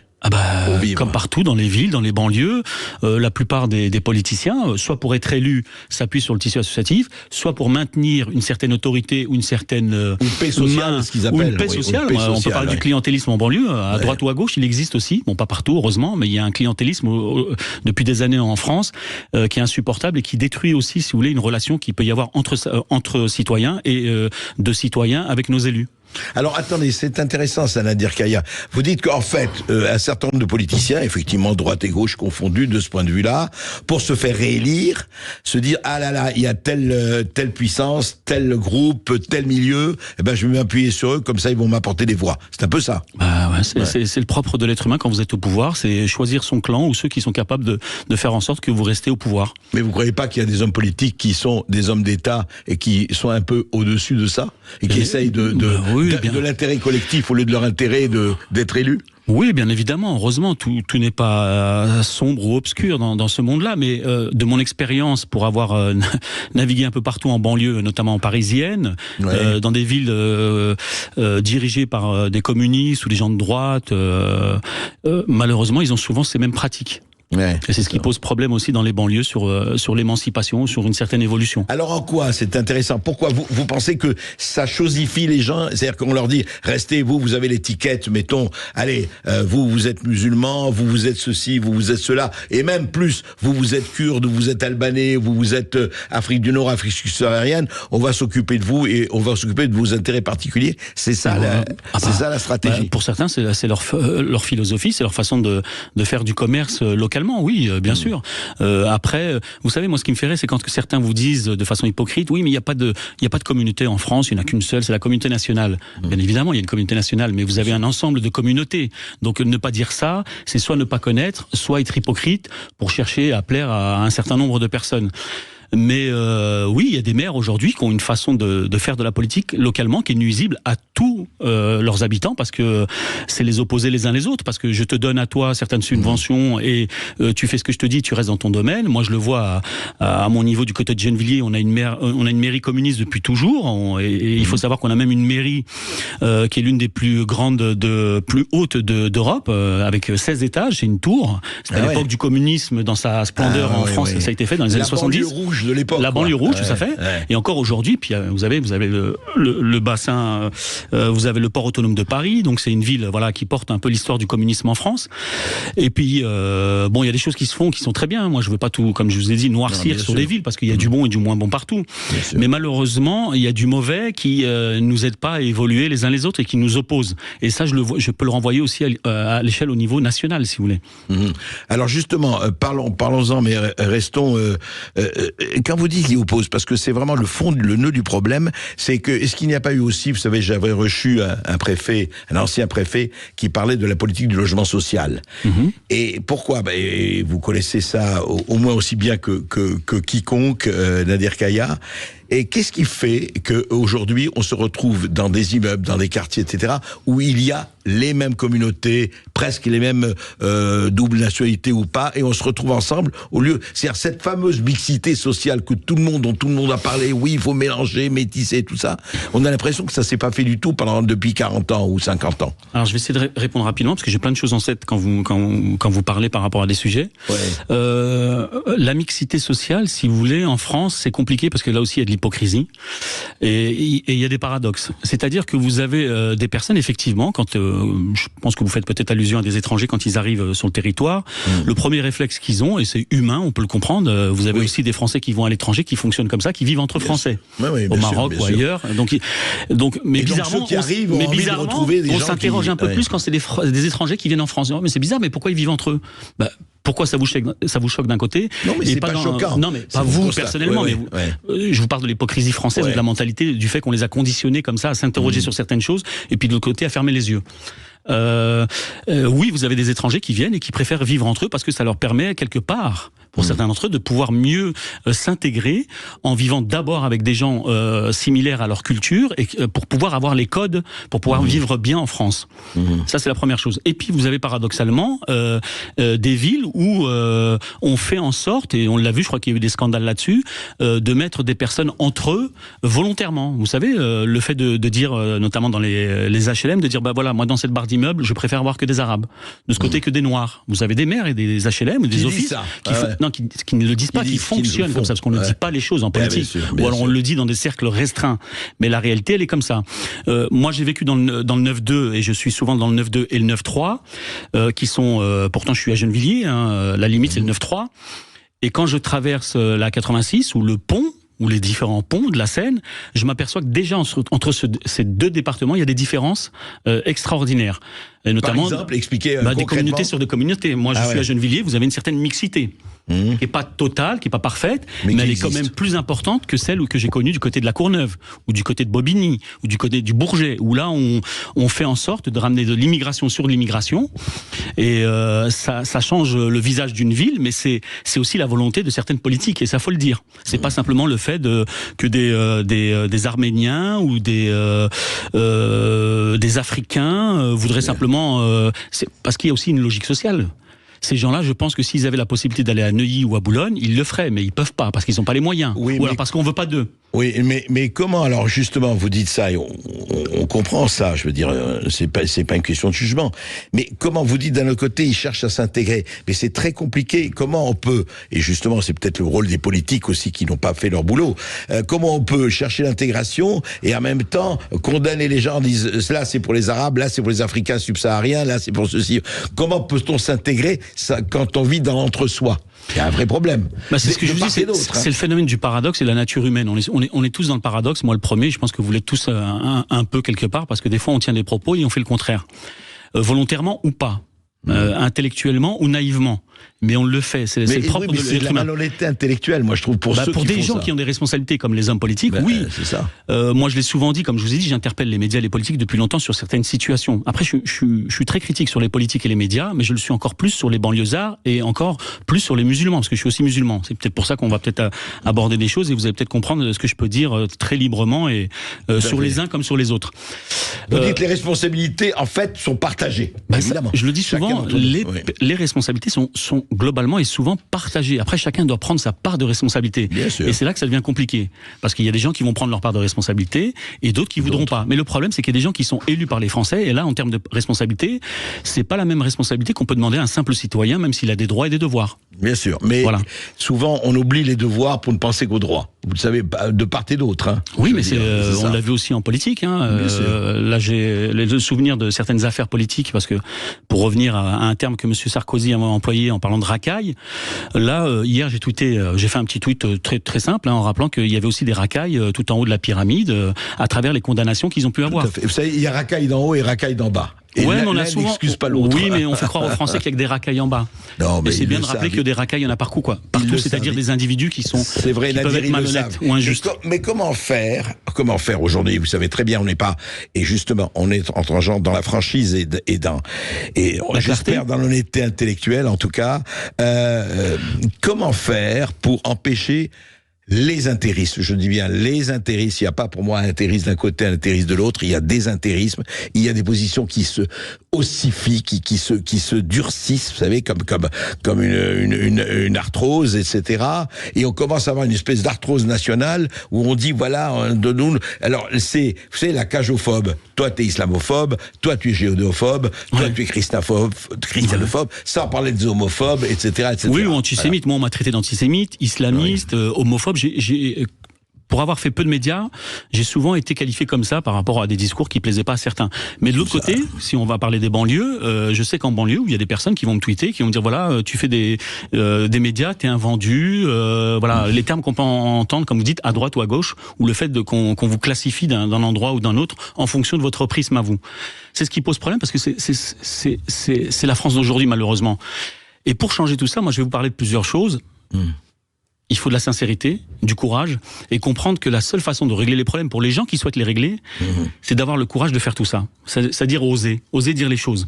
Il faut dénoncer les choses, il n'y a pas de honte à dénoncer ce qui ne va pas chez les autres, bien sûr. Encore plus chez soi-même. Chez soi, voilà, des deux côtés. Et avoir des gens comme ça en face de vous, comme là on a un discours franc, je pense que, parce qu'à travers mon parcours associatif, j'ai croisé beaucoup de personnes dans le milieu politique, sportif, médiatique, et c'est souvent en discutant avec les gens, surtout les gens qui sont pas comme vous, qui viennent pas des mêmes horizons, qui ne pensent pas comme vous, ou qui ont des pensées différentes ou des opinions différentes, sur des sujets, qu'on s'enrichit et qu'on arrive à comprendre que parfois on est nous-mêmes dans des excès. Tout à fait. Et puis si on discute qu'avec des gens qui sont d'accord avec vous, c'est rien. Enfin, c'est du clonage physique et intellectuel, ça n'apporte rien. Nader Kaya, on continue cette conversation qui me paraît vraiment très intéressante après cette petite pause. Et puis vous aurez la parole évidemment pour poser toutes vos questions à Nader Kaya qui est avec nous jusqu'à 14h, chers auditeurs. À tout de suite sur Sud Radio 0826. Sud Radio.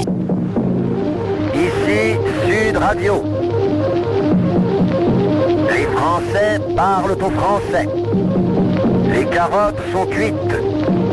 Les carottes sont cuites. Sud Radio Berkov dans tous ses états. Alors effectivement, Nader Kaya, on a parlé du rôle, enfin la France est le pays qui compte effectivement le plus d'associations en Europe et peut-être dans le monde, mais je voudrais qu'on parle précisément de votre association, Banlieue Plus et les quartiers. Qu'est-ce que concrètement vous faites? Quel est votre travail? Consiste en quoi? Alors je vais essayer d'être rapide parce qu'il y a beaucoup de choses à dire. Alors j'ai créé l'association avec des amis d'enfance, parce que il y a plus de 12 ans. D'accord. Les associations, c'est aussi dans l'ADN de beaucoup de personnes en banlieue. Ma première association, j'avais 16 ans, j'avais envie de sortir des jeunes qui étaient plus jeunes que moi ou qui avaient mon âge pour sortir de notre quartier. Et, vous étiez à Gennevilliers? À Gennevilliers, quartier du Lutte, quartier qui s'appelle le Lutte, qui a beaucoup changé comme beaucoup de quartiers. mais des choses qui n'ont pas changé malheureusement. Et j'avais créé une petite association qui s'appelait Lumen, avec 2 amis aussi d'enfance à l'époque, et on voulait sortir les jeunes. Donc on allait chercher des subventions, on était parti au cinéma, à la patinoire, faire des choses qu'on n'avait pas l'habitude de faire, nous sortir du quartier. Et ça, beaucoup l'ont fait et beaucoup continuent à le faire. C'était l'idée de sortir du quartier. Sortir du quartier, parce que voilà, le quartier c'est le quartier, mais ça reste une zone fermée. On en parlera peut-être sur les solutions concernant les banlieues. Et moi j'en ai une très radicale, mais bon, il faudra avoir du courage politique pour le faire. Donc après, j'ai créé l'association quelques années après. J'ai des enfants, j'ai une famille, j'ai un travail, donc je me suis dit tiens, on est, je crois, début des années 2010. Je me dis c'est pas possible, on va pas continuer comme ça avec ces préjugés, ces clichés. En regardant les médias et la télé, je m'aperçois que les années s'écoulent et c'est toujours les mêmes problématiques qui reviennent dans les médias ou dans la bouche de certains politiciens. Donc je me suis dit voilà, pour connaître pas mal de personnes en banlieue, on va créer une association qui va avoir la prétention à l'époque de casser les clichés, les préjugés. Donc j'ai réuni des personnes qui avaient des compétences diverses et on s'est dit voilà, on va essayer de faire quelque chose qui s'est jamais fait en France, c'est créer un lobby des quartiers. Voilà, créer un vrai rapport de force avec les politiciens localement, mais aussi au niveau national, et en même temps donner une image et faire comprendre aux Français qu'on est Français, même si on a des origines diverses, ou parfois qu'on peut partager avec d'autres Français, mais qu'il y a surtout des compétences dans les quartiers, et qu'à travers ça, on peut changer les choses. Des compétences professionnelles, de tout. Enfin, multiples, diverses. Voilà. Il y a 30 ans, c'était plus compliqué. Depuis 20 ans, aujourd'hui, en banlieue, il y a toutes les compétences possibles et inimaginables. Et moi, c'est ce qui me frustre aujourd'hui, et c'est ce qui me donne la niaque, aussi pour aller voir un peu tout le monde et leur dire c'est bon maintenant, on n'est plus... on va travailler un peu, quoi. Voilà, on n'est plus avec Mitterrand, la marche des beurs ou la main jaune, là, c'est bon maintenant. On est des citoyens, voilà, SOS racisme et toute la clique et tout ce qu'ils ont pu faire. Là aussi, j'ai des choses à dire sur la politique de gauche. Et donc, cette association, on a commencé très simplement à faire des rencontres débats sur différents thèmes qui nous touchaient. Que ce soit la justice, le rapport avec les jeunes et la police, pas que les jeunes, parce qu'on a souvent cette image de la banlieue et les jeunes. La banlieue, c'est comme la France, hein. Vous avez des vieux, des jeunes, des grands, des petits, des gros, à casquette, capuche, en costume. On a vraiment de tout, c'est la France. Mais on a cette image-là.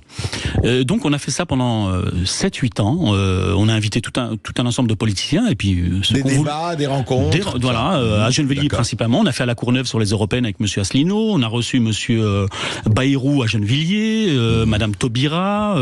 Moi, j'ai été reçu par certaines personnalités. Et puis avec le temps, on s'aperçoit qu'il n'y a pas grand-chose qui bouge en fin de compte, parce que politiquement, il n'y a pas de volonté.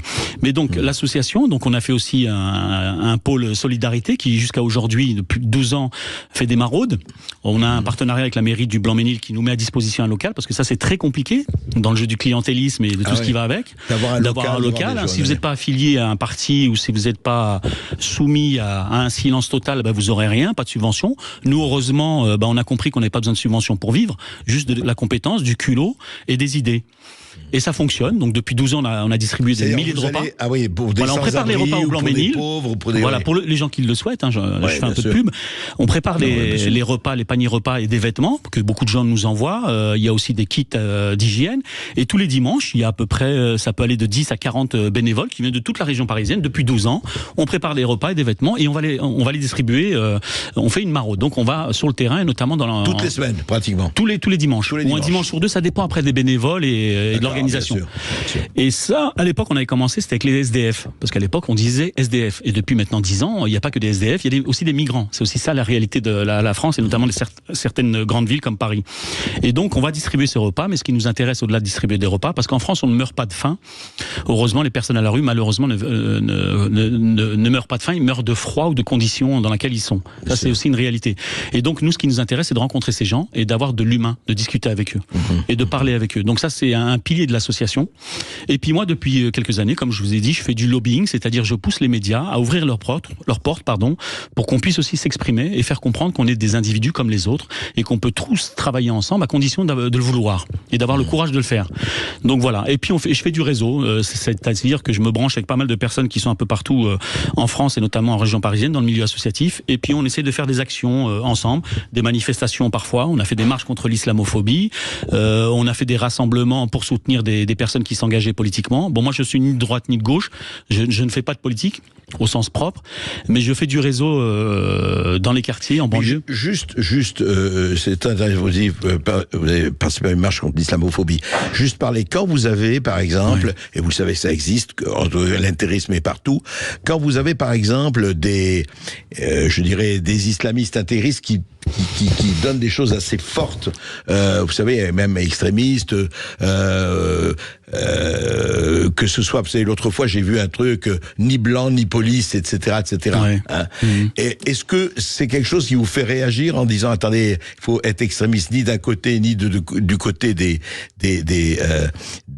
pros, effectivement, que ce soit, je veux dire, des sionistes fanatiques ou autres, ni de l'autre côté. Est-ce que, par exemple, quand c'est de côté, est-ce que c'est quelque chose qui vous fait réagir ou pas? Alors oui, pour plusieurs raisons. Plusieurs raisons, pardon. La première, c'est que je suis un citoyen assez équilibré, je pense, qui a une expérience de banlieue, mais qui reste un citoyen. Et l'autre partie, c'est que je suis un citoyen de confession musulmane, donc j'assume le fait d'être un musulman. Et en tant que musulman, et en connaissant un petit peu ma religion, je réfute l'extrémisme, c'est-à-dire la radicalité de certains. Et j'ai pas attendu d'être ici présent pour combattre ça. Je l'ai vu arriver et voir une certaine vision de l'islam que je ne partage pas avec certains.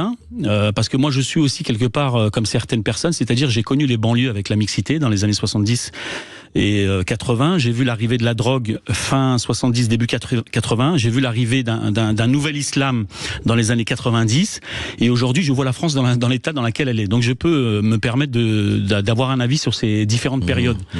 Et comme je vous disais, en tant que citoyen engagé et musulman, moi je réfute les postures extrêmes. C'est-à-dire que même moi je peux avoir des postures extrêmes à un certain âge, mais aujourd'hui avec l'âge que j'ai, l'expérience que j'ai compris il y a quelques années qu'on ne peut pas avancer comme ça, même personnellement, de croire que les autres ont tort et de croire que soi-même on avait la vérité absolue. Le camp de la vérité d'un côté, le camp du mensonge de l'autre. Voilà, donc mon profil aujourd'hui, c'est un profil qui cherche l'équilibre partout.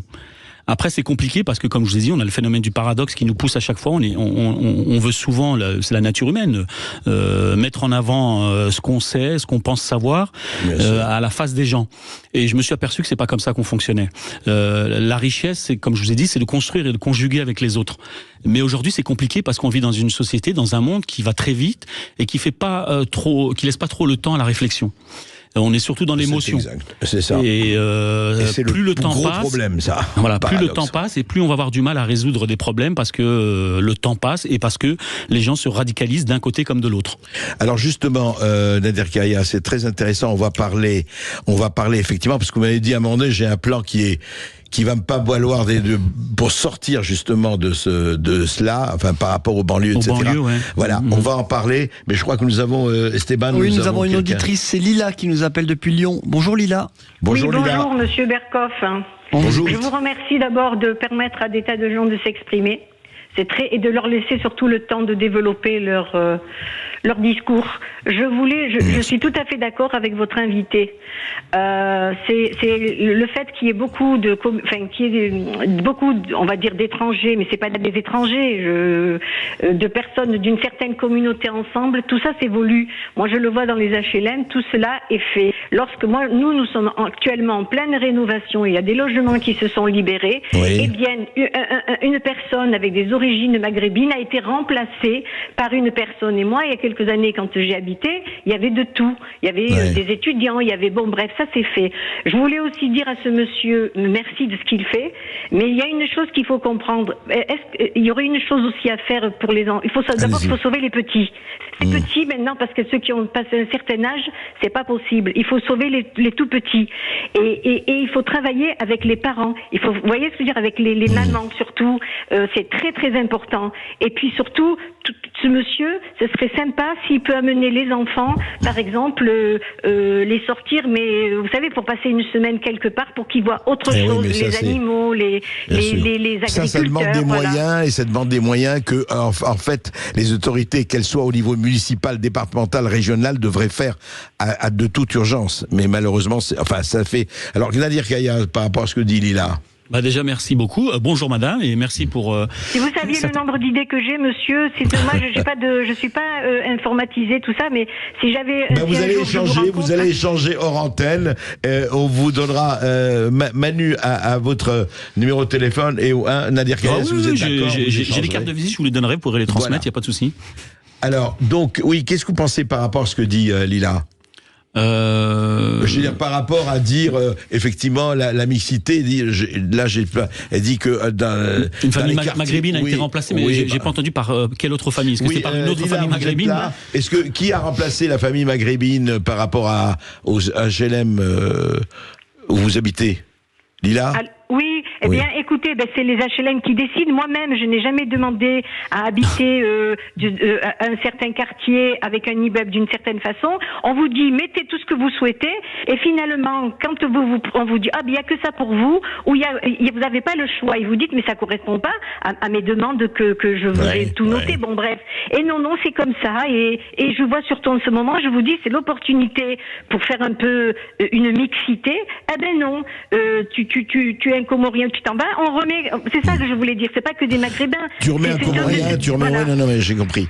Voilà. Oui, mais c'est compliqué parce que cette question ou cette remarque de madame amène à beaucoup de sujets, l'immigration, la mixité sociale. Moi, je vous ai dit par rapport aux banlieues, une des solutions que je peux avoir, elle n'est pas extraordinaire, il n'y a rien d'extraordinaire, il n'y a pas de solution magique de toute façon si on veut régler certains problèmes. Comme je vous ai dit, il faut du courage, de l'ambition politique pour certains, du courage politique, pas de l'ambition politique, du courage politique, et puis surtout que les citoyens français comprennent qu'ils ont aussi leur part de responsabilité et ils doivent aussi s'engager et ne pas tout attendre des politiciens. Ça, c'est un vrai fléau en France parce que beaucoup de Français attendent tout des politiciens et puis les années passent et puis on s'aperçoit que rien n'est fait.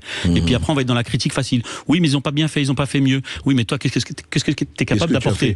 Vous allez vous apercevoir que la majorité des Français, ils apportent pas grand-chose. Et c'est toujours la minorité qui fait évoluer la majorité. Et quel que soit le contexte ou l'histoire ou le pays, ça fonctionne comme ça, c'est aussi la nature humaine. Donc à un moment donné, il faut que les gens se disent, moi j'aimerais faire partie du côté des personnes, et comme la dame elle vient de le dire, elle a des idées qui apportent des idées, mais les idées, il faut les porter, mais il faut aussi aller jusqu'au bout. Et ça, c'est très compliqué en France. Après, pour revenir à cette problématique des banlieues, moi j'ai une solution qui est assez simple, que beaucoup ne veulent pas entendre. Même radical. Oui, c'est un plan banlieue Marshall, un plan Marshall pour les banlieues. Et une autre philosophie. Il faut raser ces banlieues. C'est des banlieues, je rappelle, qui sont les héritières de ce qu'on appelait les bidonvilles à l'époque. Et donc on a fait des banlieues rapidement parce que la situation économique était favorable. Donc il fallait construire rapidement, loger un maximum d'immigrés pour pouvoir travailler, construire et développer la France. Absolument. Mais ça a duré, c'est les années 60, ça a commencé 70 pour exactement les grands ensembles. Ça fait 50 ans. Donc maintenant c'est obsolète. On voit les problématiques qui existent. Donc à un moment donné, au niveau de l'urbanisme, il faut repenser la France. Il faut arrêter de construire à la verticale, peut-être à l'horizontale. Là aussi, ça va éviter la désertification ou les campagnes comme ça qui tombent dans un isolement total. Donc maintenant, je pense qu'il faut une vraie réflexion sur 30 ou 40 ans. Mais comme je vous ai dit, il n'y a pas de courage. On met des pansements sur la situation des banlieues. Donc on va vous dire oui, on va vous raser. Moi, je sais de quoi je parle. On a rasé l'un des premiers suite à la politique de Monsieur Borloo. On a rasé l'un des premiers immeubles dans les banlieues, c'est le mien. Voilà. Mais le quartier, les problèmes. Quelque chose au niveau de l'urbanisme et de la visibilité, si vous voulez. Mais bon, ça peut empêcher du côté d'Asnières de construire encore des bars et des bars. Donc je vous ai dit, c'est pour ça qu'il faut une vraie politique ambitieuse. Il faut repenser la France dans ses villes et dans sa conception des villes. Et tant qu'il n'y a pas ça, on va continuer à parler des banlieues, dire oui, mais écoutez, regardez ces gens qui sont entassés, quand même, ils sont pas sympas. Il y a de la drogue, il y a de la violence. Oui, même pour la drogue et la violence. Le fait de repenser nos villes, ça va permettre à certaines personnes de ne plus vivre ensemble et de pas être aussi quelque part les héritiers d'une certaine violence. Oui, mais alors, Nadir Kaya, moi je vais être pas cynique, je vais me faire le propos. Le problème, et c'est la nature humaine, on revient à ça. Le trafic de drogue, vous le savez, c'est 3 milliards, rien que pour en France, 3 milliards d'euros par an. Bon, il y a des familles, des quartiers, etc., qui vivent de ça, tout à fait, Et qu'est-ce qu'on fait? Parce que si on veut être, et là, on est brut de décoffrage, et dit, mais si on enlève ça, comment vous allez les faire vivre dans la situation actuelle? C'est-à-dire, je suis pas pour le trafic de drogue, vous avez bien compris. Mais je veux dire, on l'a laissé s'instaurer depuis des années, des décennies, une économie parallèle. Moi, je l'ai vu arriver fin 70 dans les quartiers. C'est ça, ça fait plus de 40 ans, plus de 40 ans. Mais comment, par exemple, rien que ça, ce problème de la drogue, dont on sait qu'il est extrêmement plus qu'important, comment on fait pour le... Alors, c'est extrêmement compliqué parce qu'il y a plein de facteurs qui se conjuguent là-dessus. Même moi, en termes de réflexion, parce qu'il y a, comme je vous ai dit, on va faire croire aux Français, on va mettre plus de policiers, on va taper plus fort, plus de prisons, ça va régler le problème. Non. C'est un problème qui est ancré en France depuis toujours. La drogue, ça concerne tous les pays du monde. Ce que fait M. Darmanin avec son plan XXL, les gens critiquent, je trouve que c'est déjà pas mal de faire ça. C'est courageux. Après, le problème, c'est qu'il faut aller dans le temps. pas dans l'action à l'instant T. Pas dans la communication. Et c'est compliqué parce qu'à un moment donné, il faut taper partout à la fois. Taper sur les plus faibles ou sur les revendeurs ou ceux qui font le guet, c'est pas suffisant. Il faut aller à la source aussi. La source, c'est quoi? C'est les pays qui fabriquent cette drogue. Mais là, par contre, ça pose un problème au niveau international. C'est-à-dire qu'il va falloir... Et on connaît très bien les pays qui les fabriquent. Les pays qui fournissent, que ce soit le Maroc, l'Afghanistan, d'autres pays. Et là, par contre, politiquement, c'est moins... Ils ont moins de courage, les politiciens, pour aller parler avec eux. Donc c'est bien de faire croire aux Français qu'en tapant en banlieue, notamment ceux qui trafiquent, on va régler le problème. Non, c'est plus profond. Moi, j'ai connu des familles, et puis je voudrais juste passer un message, j'en profite, à tous ces jeunes, et c'est moins jeunes, parce que là aussi, il y a le cliché du jeune qui deal. Non, il y a aussi des gens qui sont pas jeunes et qui deal et qui font du business. Et ça leur rapporte. Moi, je dis à ces gens-là, l'avenir, il n'y a pas d'avenir dans le trafic de drogue. Dans la violence, il n'y a pas d'avenir. Je connais aucune personne avec qui j'ai grandi, que je connais, et partout en banlieue, parce que c'est la même chose dans toutes les banlieues. Je connais aucune personne qui a réussi sa vie. Aucune personne. Qui était dans ce trafic-là, etc. On croit ils s'enrichissent quand même. Ils s'enrichissent, mais ça dure qu'un temps. Mais le pire là-dedans, c'est que ça dure un temps, ils se détruisent, et encore pire là-dedans, ils détruisent leur famille, leur environnement. Et ça n'apporte rien si c'est pas que la misère et la violence. Donc à un moment donné, je veux bien croire que certains n'ont rien à faire, entendre ça, mais j'y crois pas, parce que ces gens-là ont, pour la plupart d'entre eux, des familles, même si vous avez connu, vous, des gens qui ont versé là-dedans. Ah oui, j'ai tellement d'exemples. Moi, j'avais envoyé un truc et j'avais donné des exemples. Moi, tous les gens qui étaient rentrés là-dedans, parce qu'après, il faut faire le distinguo. Il y a des vrais méchants dans les quartiers. Ceux-là, c'est compliqué à vouloir régler leur situation. Et puis la grande majorité, c'est des gens qui suivent. Moi, je les appelle des suiveurs. Et ceux-là, ils me font plus de peine parce que c'est des gens qui sont sont dans une situation. Voilà. Voyous, et moi, c'est ces gens-là qui m'intéressent parce que les vrais voyous, c'est plus compliqué. Et là, c'est du ressort de la police et de la justice. Mais par rapport à la majorité de ces guetteurs, même des gens qui dealent, vous avez des gens qui sont pas méchants, mais qui suivent, ou alors qui veulent faire de l'argent, qui se donnent une image. C'est ce que je vous parlais tout à l'heure de la culture de la violence dans les quartiers. On a banalisé ça, on a normalisé ça. On fait croire à certains que tu vas être un homme ou un bonhomme du fait de trafiquer ou d'avoir à des liens avec ces gens-là, et puis on s'aperçoit avec le temps qu'en fin de compte tu ne fais que perdre ton temps, et tu peux perdre même la vie ou des années, et puis surtout tu peux avoir des conséquences ou avoir des conséquences pour ta famille. On va continuer à en parler des banlieues, de la manière effectivement dont Nadir Kaya en parle, et je trouve qu'elle est très raisonnée, en tout cas dans ce que j'ai entendu, et vous allez avoir aussi la parole. Oui, évidemment, 0826 300 300, et vous êtes beaucoup à commenter évidemment sur le Facebook Live de Sud Radio. À tout de suite. Sud Radio Berkov dans tous ses états. Appelez maintenant pour réagir 0826 300 300. Ici Sud Radio. Les Français parlent au français. Je n'aime pas la blanquette de veau. Je n'aime pas la blanquette de veau. Sud Radio Berkov dans tous ses états. Toujours avec Nadir Kaya, qui est notre invité jusqu'à 14h. On a beaucoup de questions, André, sur les réseaux sociaux. Je vais essayer d'en schématiser deux ou trois. Alors, il y a plusieurs questions pour vous, Nadir Kaya. Déjà, que pensez-vous de la police de proximité qui a été enlevée dans les banlieues, et quel est le rôle des grands frères aujourd'hui dans les quartiers? Peut-être que vous défendez cette position. Et après, il y a une deuxième question. Tout ce qu'on entend sur les réseaux sociaux et dans le rap des rappeurs qui viennent des quartiers, ça véhicule ce que vous dénonciez justement, le trafic de drogue, la violence. Peut-être un peu de... Alors, on va arrêter là pour les questions. Ouais, heureusement que le rap ne se résume pas à ça, mais il y a de ça. Par rapport à la police de proximité, je peux en parler, je l'ai connu. Moi, je faisais du foot et de la boxe avec les policiers, les îlotiers. Mais c'était pas la même époque. Le trafic de drogue n'était pas aussi important qu'aujourd'hui, et la violence n'était pratiquement pas du tout la même. Il y avait une certaine violence, mais rien à voir avec ce qu'on vit aujourd'hui. Et entre-temps, il y a 20 ou 30 ans qui sont passés. Donc, moi, quand j'entends des gens qui disent oui, il faut la police de proximité, je pense que c'est des gens qui sont nostalgiques d'une époque. On peut l'être. La mettre comme ça, du jour au lendemain, c'est pratiquement impossible. Pourquoi ? Parce que, comme je vous dis, il y a une violence, et puis il y a une fracture qui s'est créée dans les quartiers entre les habitants et la police. C'est compliqué. Et puis à ça, on peut se rajouter la police, les violences policières qui font que certains aujourd'hui, même des jeunes qui n'ont pas vécu d'actes violents de la part de policiers, ont cette culture anti-police, parce qu'on leur a inculqué, il faut être contre la police nous aide pas, ils sont tous racistes et tout ce qu'il y a. Et ça complique les choses. Plus la société, la misère, la pauvreté. Et les grands frères, alors ? Les grands frères, ça aussi c'est un terme qui a été employé par des politiciens de gauche. Moi je parle pas de grands frères, je parle de citoyens qui étaient déjà sensibilisés. J'en fais partie. Moi j'ai vu aussi ce qu'on appelait des grands frères à mon époque, parce que je fais partie de cette génération qui est entre les deux. Et c'était pas des grands frères, c'était simplement des citoyens qui étaient déjà sensibilisés sur des situations et qui voulaient apporter leurs compétences pour régler des problèmes qui déjà émergeaient. Donc aujourd'hui, c'est compliqué d'être nostalgique et de croire à tous ces retours-là par rapport à une situation qui est nouvelle ou qui a changé.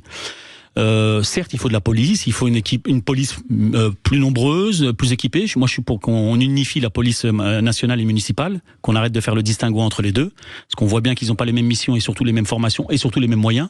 Donc, à un moment donné, je pense qu'il faut additionner les deux et faire une police nationale avec des vrais moyens. À sous-produit, quoi. Enfin, oui, à un moment donné, il faut mettre les moyens, il faut unifier les forces et les compétences. Tout à fait. On a Marc, je crois. Oui, c'est Marc qui nous appelle, qui a une question pour Nadir Kaya. Bonjour Marc. Bonjour Marc. Oui, bonjour.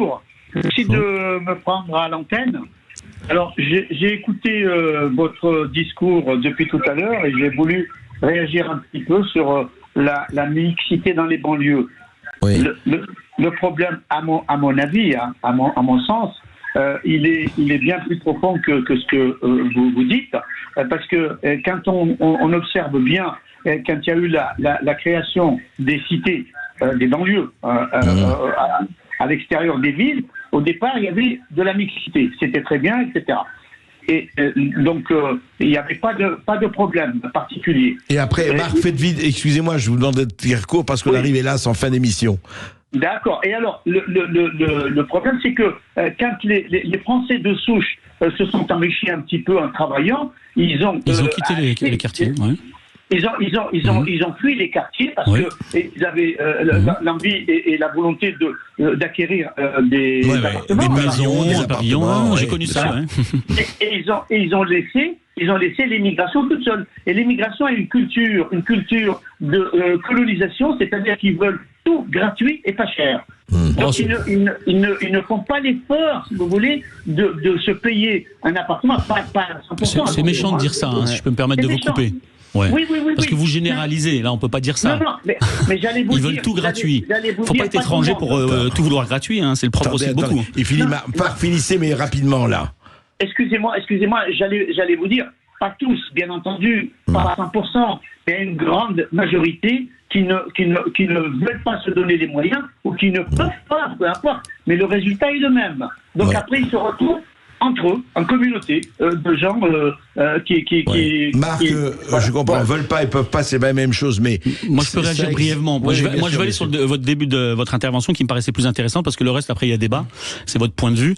Sur le fait que vous disiez que ce n'était pas simplement le propre de la mixité sociale, le problème. Oui, moi, je sais qu'il y a aussi un problème qui est lié à l'histoire de la France, à la colonisation, à la perception que certains ont de la France et le fait qu'on mélange la France du passé et la France d'aujourd'hui. Certains, je crois que c'était un psychanalyste qui avait fait un livre sur l'héritage des enfants de colonisés, des enfants de victimes de la colonisation, et qui disait qu'aujourd'hui ces enfants reproduisent les mêmes postures. Oui, mais est-ce qu'on va rester 100 ans dans le schéma de la colonisation, justement là aussi, je vais peut-être pouvoir étonner, moi en tant que Français et Algérien, parce que j'ai la double nationalité. Moi, je suis pour qu'on tourne la page. Parce qu'on peut pas reprocher au gouvernement d'aujourd'hui et aux Français d'aujourd'hui d'avoir fait ce qui s'est passé à une époque par d'autres Français et d'autres gouvernements. Mais le problème, c'est que il n'y a pas de table ronde là-dessus. Vous avez d'un côté des gens qui vous disent oui mais la France elle est raciste, elle a colonisé, puis de l'autre côté vous avez dit oui mais bon on va pas s'excuser du passé. Pourquoi on se met pas autour de la table et on trouve un consensus là-dessus pour tourner la page définitivement. Tourner la page, ça veut pas dire oublier, c'est tourner la page et avancer ensemble, dire oui la France elle a une histoire, il y a des choses qui étaient bien, des choses qui étaient pas bien. On se le dit, chacun donne son avis et on essaie de construire une France plus riche et moins divisée et moins apaisée. Merci Nadir Kaya, je crois que les choses ont été dites. On reparlera de tout cela évidemment, ce n'est pas mais on a au moins parlé très franchement et je crois très honnêtement. Et je voulais juste préciser à Marc quand même, dans les banlieues, il n'y avait pas que des gens issus de pays colonisés, parce que c'est mon cas. Merci beaucoup d'avoir été avec nous. Juste une seule citation, mais rapide. Oui, parce que j'avais ramené des petites citations, c'est toujours intéressant pour s'élever un peu et sortir du marasme quotidien. Saint-Exupéry, dans la vie, il n'y a pas de solution, il y a des forces en marche, il faut les créer et les solutions suivent. Très bien. Ouais, ça sera le mot de la fin. Merci beaucoup André Berkoff d'avoir été avec nous. Vous revenez demain de 13h à 14h pour la culture dans tous ses états avec Céline Alonso et merci Nadir Kaya d'avoir été avec nous. À demain sur Sud Radio. Tout de suite c'est Brigitte Lay. Sud Radio Berkoff dans tous ses états, midi 14h. André Berkoff. Avec Aper, la marque de vêtements qui respecte votre identité en vente exclusive sur aper-mode.com.